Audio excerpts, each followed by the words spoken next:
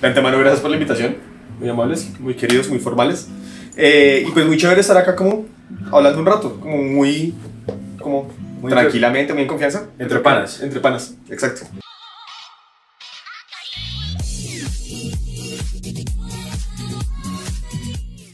Entonces pues nada, cuéntenme, ¿qué opinan? ¿Qué quieren saber? Soy todo Bueno, oídos. Juan, me gustaría saber inicialmente cómo fue tu experiencia en el pregrado. ¿Qué nos puedes contar? ¿Qué te gustó? ¿Qué no te gustó tanto? Bueno, es que resumir 6 años de experiencia. Ajá. O sea, suena como, uy, súper lejano, pero sí, pues digamos, yo estoy en el último semestre de la carrera, soy interno de 12º semestre, y yo creo que hay muchísimas cosas que pensar al respecto. ¿Qué es lo que más me gustó? Yo diría 3 cosas esencialmente. Ajá. Primero, la gente. Creo que eso es esencial en todo lado, y particularmente en la carrera de medicina, conocer la gente que uno conoce y los círculos de confianza y de apoyo que uno construye a lo largo de los años son demasiado valiosos. Realmente yo creo que uno no es nada sin el equipo de personas con las que trabaja. Aplica para la vida profesional y aplica para la vida en general. Como los amigos que conocí, las personas que llegué a compartir con ellos, creo que es lo que más me gustó del pregrado, más allá de obviamente los estudios. Y segundo, creo que tiene que ver con la experiencia universitaria en sí misma, más allá de la carrera. Que eso es una cosa muy chévere. Porque sí, claramente si uno estudia particularmente medicina es porque le gusta medicina y entonces está dedicado y le dedica un montón de tiempo, pero la experiencia universitaria va bastante más allá que eso. Y todas esas cosas extracurriculares como extra salón de la quinta o extra hospitalarias son de verdad lo que uno más se va a llevar de estos años, pienso yo, ahorita viéndolo en retrospectiva. Entonces, como toda la participación en grupos académicos o en grupos institucionales extracurriculares a la carrera, buenísimo. Todo lo que uno puede compartir ahorita que ya estamos retomando presencialidad, toda esa vida universitaria, todo lo que está alrededor de las clases, incluso más allá de las mismas clases. El sentarse con los amigos a tomarse un café, el ir a calentar el almuerzo y no encontrar una mesa en la quinta porque todo está lleno siempre. Ese tipo de cosas, como los pequeños detalles que construyen la experiencia universitaria, el ir en el Transmilenio espichado a las 6 de la mañana para llegar a tiempo, o pues todo lo demás, así es, echarse en el pasto a coger el sol con los amigos, creo que eso vale mucho, definitivamente. Y tercero, pues ya particularmente en la segunda parte de la carrera, dígase, en la parte de clínicas, como ese contacto con el paciente es esencial. De hecho, una de las razones por las que yo estudié medicina y me gusta particularmente las áreas clínicas es porque realmente me gusta mucho el contacto con las personas, como el ejercicio humano de la medicina, de escuchar, de apoyar, de incluso consolar muchas veces a los pacientes, a sus familias, me parece muy bonito. Y eso es algo que pues, nuestra carrera permite y de hecho necesita ese contacto humano por parte de los médicos. De hecho, creo que también somos afortunados en nuestro caso de que desde muy chiquitos nos tocó estar como en esos ambientes, desde primer semestre en vivencia hospitalaria, si la tuvieron, y después de eso prácticas semiológicas, y a medida que va creciendo que prácticas de AP, de atención primaria, promoción y prevención, ese tipo de cosas, trabajo con comunidades, todo eso demasiado valioso, y creo que eso es lo que más me llevaré ahorita que ya se acabe la carrera en unos mesecitos. Ahora queremos hablar de método de estudio y quiero que me cuentes cómo era tu método en básicas, qué hacías antes, durante y después de una clase. Interesante. Yo creo que primero como modo de reflexión, como de mensaje general, la gente suele decir, es que hay que encontrar el método de estudio que le sirva a cada uno, ¿no? Y como que para cada persona funciona distinto. Entonces uno dice, no, yo aprendo haciendo resúmenes, otro dice, yo aprendo haciendo esquemas o haciendo dibujos, tal. Yo creo que más que un método para cada persona, hay un método ideal para cada tipo de tema. O sea, hay unas cosas que requieren una forma de estudiarlas y otras cosas que requieren otra forma de estudiarlas. Entonces tal vez yo pienso, tal vez esa opinión no es tan popular, uno no debería encontrar un método para uno, sino que uno debería explorar distintos métodos para cada tipo de cosas. Algunas cosas son más de memoria, requieren ciertas cosas distintas. Algunas son más de comprender procesos, requieren un método distinto. Yo creo que los métodos de estudio son más para el tema que para la persona. Dicho eso, ¿qué cosas para las clases? Bueno, pues lo que está... Una cosa es el deber ser y otra cosa es lo que uno realmente termina haciendo, ¿no? En la vida real muchas veces no lo cumple, pero les juro que yo intentaba cumplirlo. Y es, por alguno le dan un horario con los temas, ¿no? Como de, vamos a ver estos y estos temas en estas y estos días. Sí. Estaría bueno, antes de la clase, leer el tema. Empaparse del tema de alguna forma. Durante, eso sí lo fui puliendo mucho durante las clases, digamos, durante básicas. Fui cambiando a medida que iba encontrando que era lo más apropiado. Me di cuenta que la que me servía más es algo muy sencillo. Y era, yo aprendo bastante escribiendo a mano, pero yo soy muy lento escribiendo a mano. Entonces como que no era rentable y no era una buena idea porque nunca alcanzaba a tomar nota de todo. Entonces, cuando uno está en clínica, perdón, bueno, son básicas, insisto, en nuestra universidad suelen compartir las presentaciones, ¿no? O sea, es muy escaso el profesor que dice no les voy a pasar la presentación. La mayoría de las veces sí las pasan, ¿no? Entonces, lo que uno debería hacer, al menos lo que yo hice, que me gustaba mucho, era como la presentación que está mostrando el profe, ya la voy a tener luego. Ya me la van a mandar o la descargo de la plataforma o lo que sea. La tengo ahí. Entonces lo que hago es que abro un Word cualquiera y escribo específicamente las cosas que el profe dice que no están en la diapositiva. Ahora, que estudiar la clase en específico sea lo que uno necesita aprender, asociándolo un poco con la idea de aprender para la vida, no lo es, para nada. Uno necesita leer más. Entonces ahí va el después de. Idealmente, porque insisto que ese es el deber ser, pues después de la clase uno debería ya sentarse a leer un poquito el tema en profundidad. No para volver a leer lo que ya le dijeron, porque si el profesor ya explicó lo general, pues usted no necesita volver a leer lo general. Ahorita que ya está llegando al final de la carrera, ¿qué se siente? Uf, denso. Además de ansiedad. yo creo que es una mezcla de emociones, la verdad. Creo que por un lado es mucho de, bueno, me siento feliz de lo que aprendí y me siento feliz de poder ejercer finalmente la profesión. Creo que pues, si uno estudió medicina es porque quiere ya poder ser médico, con todas las responsabilidades que esto implica, ¿no? Segundo, es creo un poco graduarse del colegio 2.0, yo diría como medio analogable, como ese punto de la vida en el que uno está chiquito y como que no tiene ni idea de qué va a hacer con la vida, se siente como súper a la deriva y hasta como desnudo ante el mundo porque no tiene ni idea de qué va a hacer, como qué quiero hacer de ahora en adelante, qué viene para mí, cuáles son mis opciones, cuál elegir. Eso es denso y yo creo en mi caso muy personal estoy así ahorita en cuanto a decidir si hacer o no, en cuanto a decidir qué especialidad quiero en caso de especializarme. Quiero especializarme, pero pues ni siquiera tengo tan definido mi opción final sobre si hacerlo en el país o intentar en el extranjero. Creo que son un montón de preguntas que uno todavía no tiene respuesta, así que espero responder en los próximos meses. Digamos que eso es problema del Juan David del futuro, pero estamos evaluándolo. Entonces eso un poco eso, las preguntas que quedan sobre qué hacer y para dónde vamos, duro. Y un poquito también la responsabilidad, porque es que creo que hasta este punto uno viene básicamente haciendo iatrogenia con el sello de alguien más, ¿no? O sea, como que igual uno de estudiante o uno de interno, pues en últimas siempre está supervisado. Siempre está el residente, que ya es un médico que se está especializando, siempre está el profe como tal, el médico, el especialista, que en últimas, incluso si no hacen nada, porque muchas veces no hacen nada, o hacen menos de lo que deberían, en últimas la responsabilidad médica y legal cae sobre ellos. Es como pues, el que pone la firma y el que formula en el sistema y el que pone su sello es quien está asumiendo responsabilidades. Uno pues en este punto no lo hace realmente. Entonces como salir al mundo real con tu propio sello y tu propia firma, sabiendo que tus decisiones ahora sí tienen un impacto serio sobre las personas y nadie te va a supervisar, da miedo.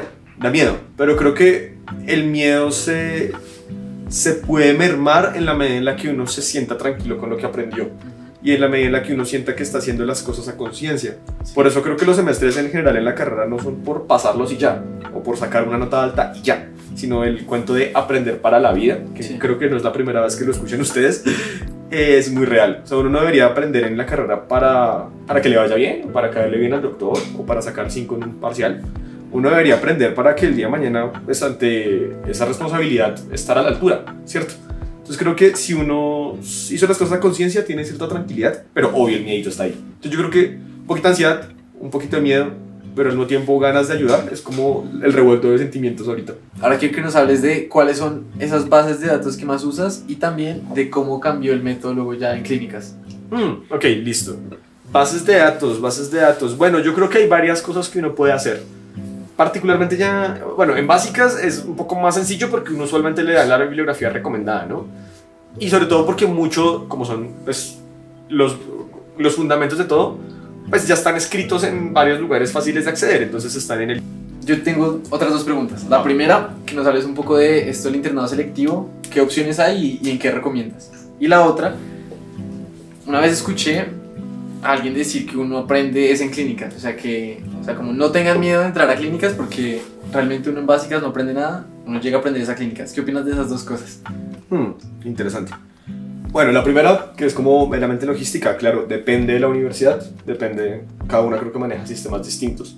Particularmente en el Rosario, cómo funciona es que el último semestre, que es el internado electivo, son 6 meses en los que uno puede hacer básicamente lo que se le ocurre. O sea, en serio, lo que se le salga de las patas a hacer, lo puedes hacer. La universidad, desde que reciba una nota en el rango de 1 a 5, como con el cumplimiento de ciertos resultados de aprendizaje, uno podría irse a surfear en Australia y si se lo califican puede valer, ¿sí? Realmente es muy serio. Como que uno tiene la posibilidad de rotar en los hospitales propios de base de la universidad, en hospitales diferentes de Bogotá, en los que hay convenios, o hospitales de diferentes ciudades del país, en Medellín, en Barranquilla, en Bucaramanga, que algunos tienen convenio con la universidad también.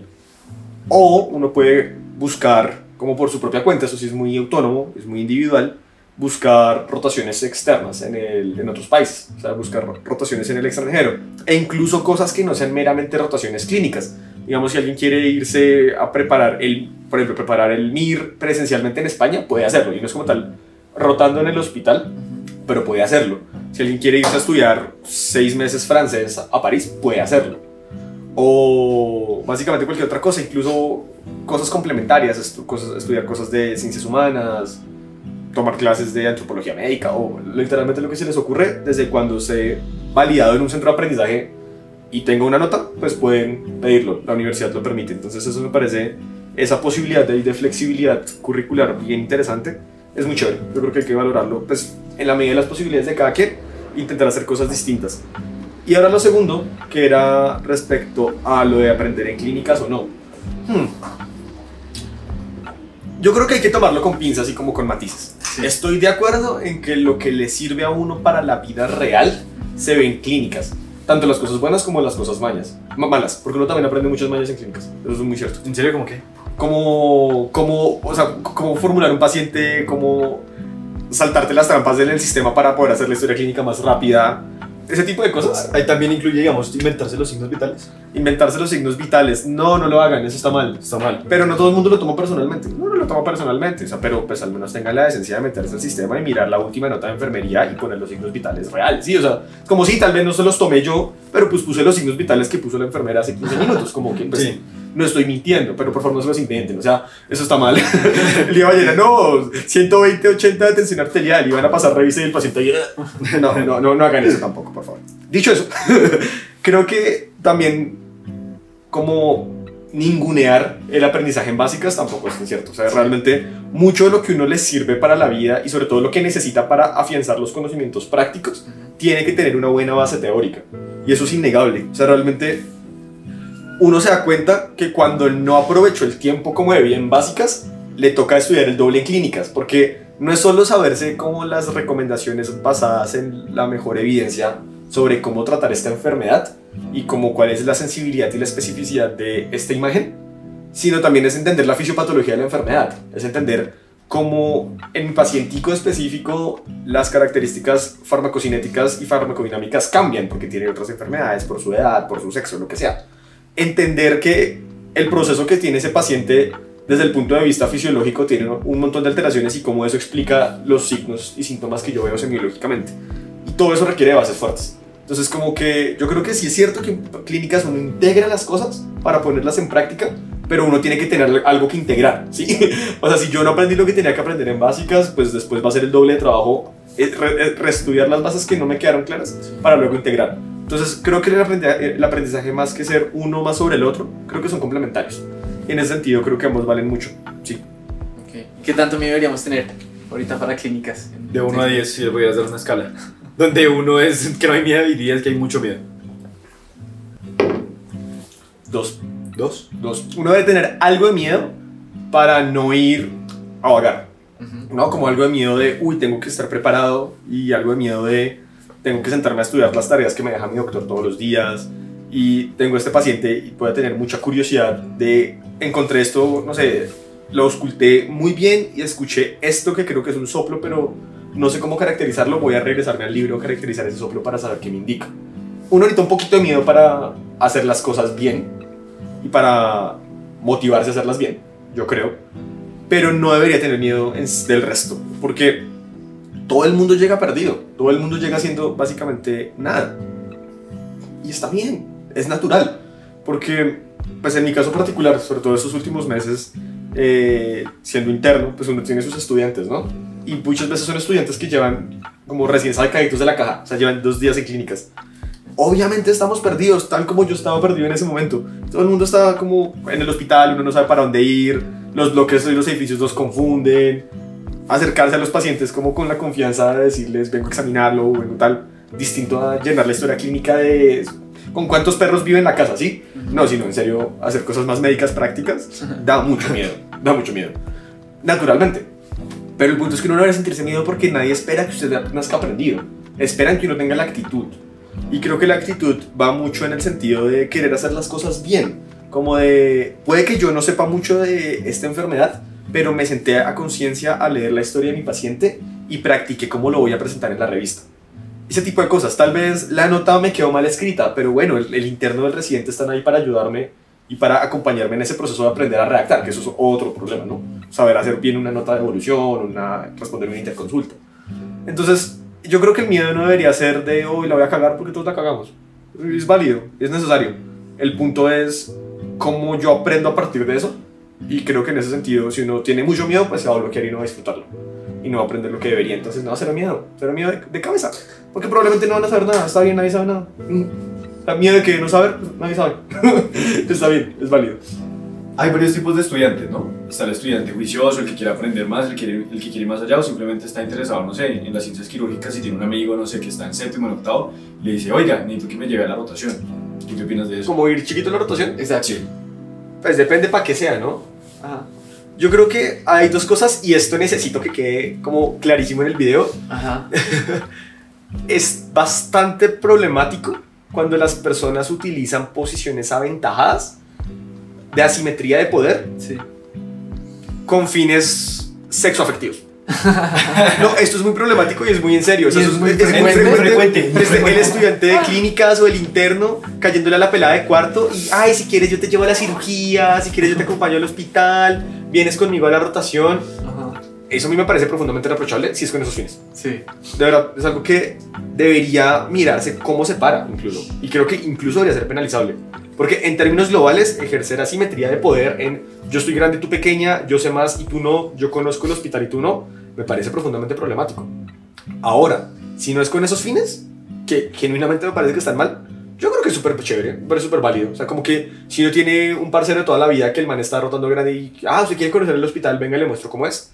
O una amiga que es conocida de la familia toda la vida y que ya está grande o que ya es médica y que quiere mostrarle una cirugía y a uno le gusta la cirugía, no, pues aprovechar esos espacios. Bueno, yo creo que no es un mensaje realmente novedoso, probablemente lo hayan escuchado en muchos otros lados y en muchas otras situaciones, pero creo que es muy importante que recordar que la carrera de medicina es mucho más de la medicina en sí misma y la vida universitaria es mucho más de lo que está en la carrera directamente. Uno frecuentemente, tanto porque escucha los comentarios y porque es socialmente aceptado que estudiar medicina es, oh, no duermo y tengo mis ojeras porque salvo vidas. Que sí, claramente es pesado, como toda carrera es pesada, obviamente, y a medida que uno va creciendo se va haciendo más pesado, no mejora, empeora. Solo empeora cada vez que uno crece.